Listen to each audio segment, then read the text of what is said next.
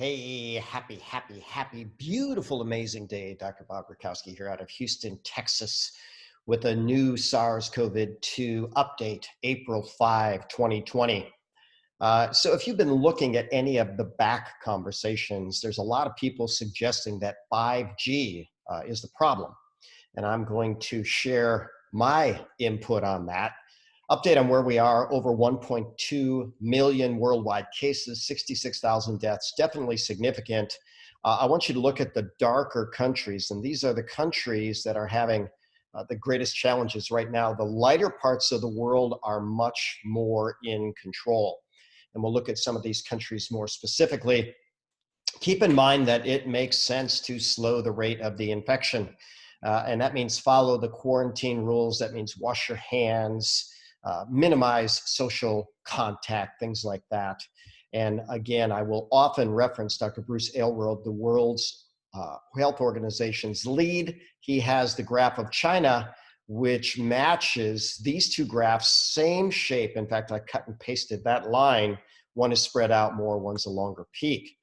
So if we look at the world, we can see that the entire world, very fortunately, has 9,500 less cases diagnosed on April 4 than on April 3.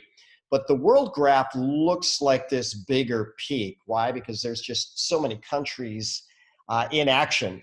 So hopefully we are looking at this type of graph rather than this going on for a long period of time. And the data appears to be that way. There's a lot of countries that have peaked and are on their way down.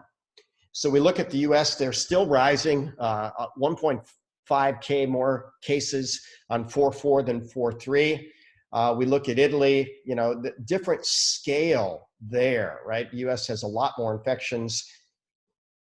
Italy, a very high death rate, but 220 cases more on 4/4 than 4/3. We expect a few bumps on the way down, but I think the data is very, very clear. Italy is stabilizing and on the way down.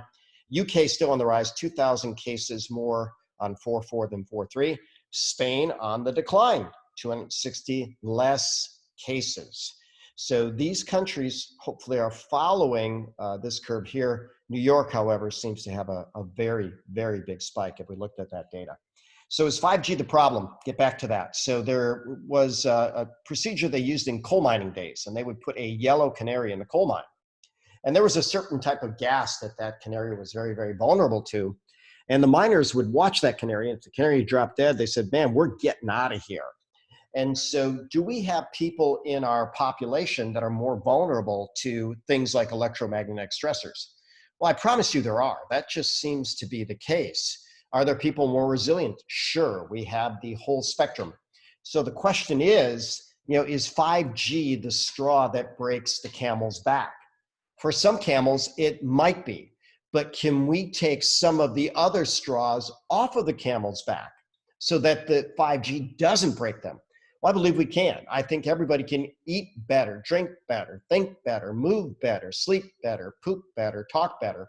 I listened to a genetic talk this morning about this virus, and the geneticist said the biggest problem is likely the weakness of our population, not the strength of the virus. So we have so many people that are just in poor health.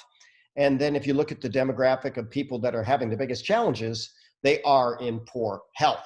So who should we be extra careful with? Older adults, people with lung issues, including asthma, people at higher risk for severe illness, people with immune compromise, and these are the people we want to take care of.